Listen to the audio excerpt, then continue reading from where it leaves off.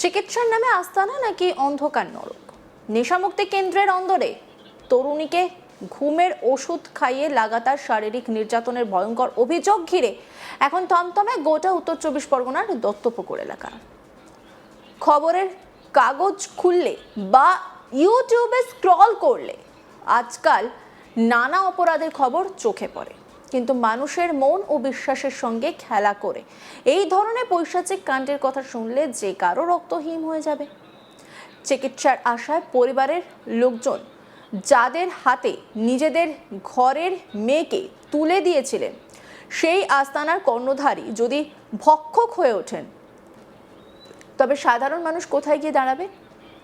এই প্রশ্নটাই এখন ঘুরপাক খাচ্ছে দত্তপুকুরের দাড়িপুকুর এলাকার প্রতিটি মানুষের মনে। ঘটনার সূত্রপাত কিভাবে হয়েছিল একটু খতিয়ে দেখলে বোঝা যায় এক ভয়াবহ অন্ধকূপের গল্প। পরিবারের একটি তরুণী সদস্য মাদকের নেশা বা অন্য কোনো ক্ষতিকর আসক্তিতে জড়িয়ে পড়েছিলেন, আর সেই আসক্তি থেকে তাকে সারিয়ে তোলার জন্য এবং স্বাভাবিক জীবনে ফিরিয়ে আনার জন্য পরিবারের সদস্যরা অনেক আশা নিয়ে তাকে ভরসা করছিলেন। স্থানীয় একটি বেসরকারি নেশামুক্তি কেন্দ্রে দাড়িপুকুর এলাকার ওই সেন্টারে যখন তাকে ভর্তি করা হয়, তখন পরিবারের কারোরই বিন্দুমাত্র ধারণা ছিল না যে সুস্থ করার মোড়কে সেখানে মারাত্মক ষড়যন্ত্র অপেক্ষা করে আছে।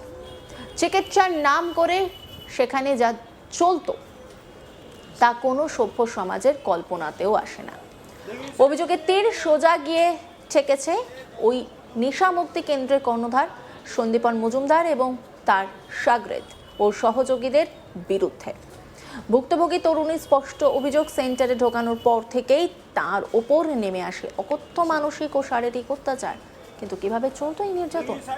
তরুণী তার অভিযোগে জানিয়েছেন তাকে নাকি দিনের পর দিন জোর করে মাত্রাতিরিক্ত ঘুমের ওষুধ খাইয়ে কাবু করে রাখা হতো। ওষুধ খাইয়ে তার চেতনা লোপ করে দেওয়া হতো, যাতে তিনি কোনো প্রতিবাদের ভাষা খুঁজে না পান, চিৎকার করে কাউকে কিছু বলতে না পারে। আর সেই আচ্ছন্ন অবস্থার সুযোগ নিয়েই কেন্দ্রের কর্ণধার সন্দীপন মজুমদার বারবার তরুণীর ওপর শারীরিক নির্যাতন চালাতো বলে অভিযোগ। ভাবুন তো একবার, একজন মানুষ যখন অসহায় অবস্থায় বিছানায় শুয়ে, তখন তার উপর এই ধরনের পৈশাচিক আক্রমণ কতটা অমানবিক হতে পারে। নির্যাতিতা তরুণী কি বলছেন শুনবো।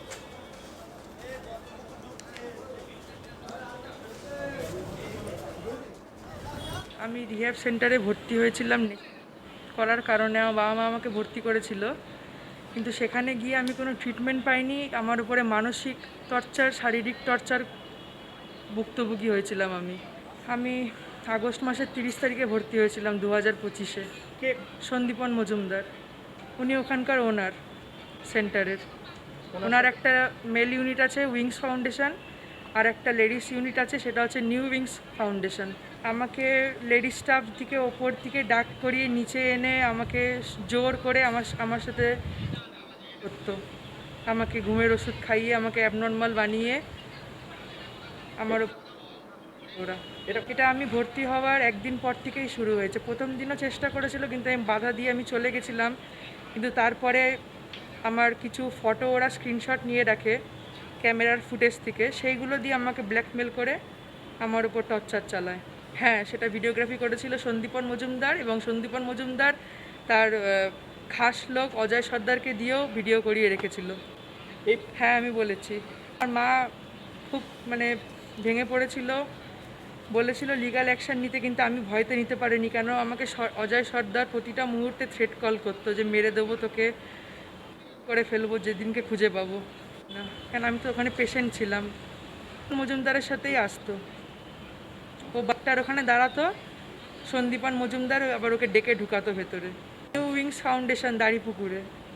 হ্যাঁ, এরকম ঘটনা ঘটেছে, এবং আমার চোখের সামনে আমি একটা পেশেন্টকে জলজ্যান্ত মরতে দেখেছি। তাকে সেমভাবে মেরেছে, এবং সে ট্রিটমেন্টের জন্য অনেক দাবি করেছিল, কিন্তু তাকে ট্রিটমেন্ট দেওয়া হয়নি।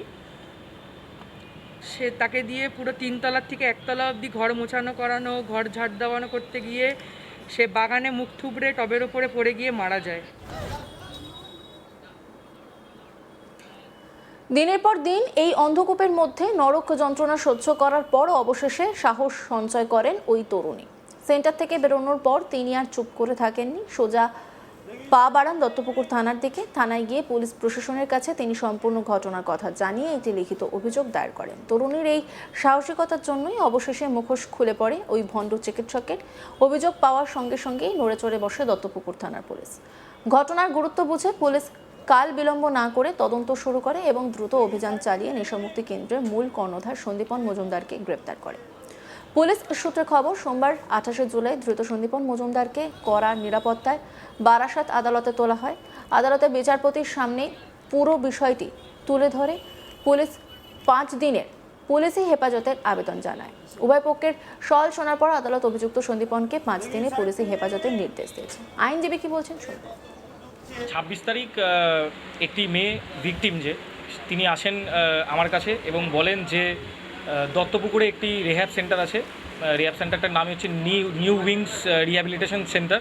সেই সেন্টারে ওর সাথে বিগত 8 মাস 9 মাস ধরে ডেলিভারেটলি ওর সাথে হয়েছে এবং ওর সাথে আরও নিম্ন মানের আরও অনেক কিছু ওর সাথে অত্যাচার এবং ওকে পাইপ দিয়ে মেরেছে, এই করেছে ওই করেছে, আরও অনেক কিছু অত্যাচার ওর উপর দিয়ে চলেছে বিগত 8-9 মাসে।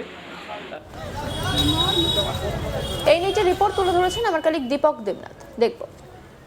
উত্তর চব্বিশ পরগনা জেলার দত্তপুকুরের একটি নেশামুক্তি কেন্দ্রের এক মহিলার সঙ্গে অভব্য আচরণ এবং তার সাথে শারীরিক নির্যাতন করা হয়েছে বলে অভিযোগ সেই নেশামুক্তি কেন্দ্রের যে মালিক সন্দীপন মজুমদার তার বিরুদ্ধে। এবং সন্দীপন মজুমদার শুধু নয়, তার আরও বেশ কয়েকজন সহযোগী তারাও এই কাজে লিপ্ত ছিলেন। যেটা জানা গেছে যে 2025 সালের আগস্ট মাসে স্থানীয় এক মহিলা তিনি নেশাগ্রস্ত হয়ে পড়েছিলেন এবং পরিবারের লোকেরা তখন এই নেশামুক্তি কেন্দ্রে তাকে রিহ্যাবিলিটেশন সেন্টার যেটাকে বলা হয় সেই কেন্দ্রে তাকে নিয়ে আসেন এবং চিকিৎসা শুরু করেন। এবং প্রথম দিন থেকেই তার উপরে একটা শারীরিক নির্যাতন বা এই ধরনের একটা জঘন্য, তার সাথে নোংরামি বা যাই বলা হয় কেন এইটা একটা চেষ্টা করা হয়। কিন্তু সেই দিন প্রথম দিন কিন্তু এই মহিলা তিনি তখন তার প্রতিবাদ করেন, কিন্তু দ্বিতীয় দিন তারপরে আবার চেষ্টা করা হয় এবং দ্বিতীয় দিন থেকেই কিন্তু বেশ কয়েক মাস তার সাথে এরকম ধরনের অভব্যতা বা তার সঙ্গে এই ধরনের নোংরামি আচরণ করা হয়।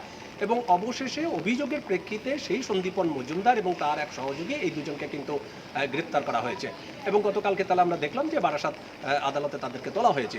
সেই যে মহিলা যিনি অভিযোগকারিনী তিনি যেটি বলছেন যে যখন তিনি ভর্তি হয়েছিলেন, অর্থাৎ গত বছর আগস্ট মাসে যখন তিনি ভর্তি হয়েছিলেন, তারপরে তাকে ওষুধের নাম করে তাকে ঘুমের ওষুধ বা অচেতন করে ফেলা হয় এরকম ধরনের ওষুধ তাকে দেওয়া হতো, কিন্তু তার ফলে তার সেরকম শারীরিক সক্ষমতা ছিল না বা তিনি বুঝতে পারতেন না যে তার সঙ্গে কী ঘটনা ঘটছে বা কী ঘটনা ঘটতে চলেছে। এবং এর শুধু একদিন নয়, দিনের পর দিন এইভাবে তার উপরে শারীরিক একটা নির্যাতন করা হতো, তার সাথে অভব্য আচরণ করা হতো। অবশেষে তিনি থানায় দ্বারস্থ হন এবং একটি লিখিত অভিযোগ দায়ের করেন। সেই লিখিত অভিযোগের প্রেক্ষিতে কিন্তু তাকে গ্রেপ্তার করা হয়েছে। এবং তিনি যেটি বলছেন যে শুধু তার নয়, তার পাশাপাশি ওই যে নেশামুক্তি কেন্দ্র সেখানে একটি মহিলা একটা ইউনিট আছে এবং একটা পুরুষ ইউনিট আছে, অর্থাৎ পুরুষে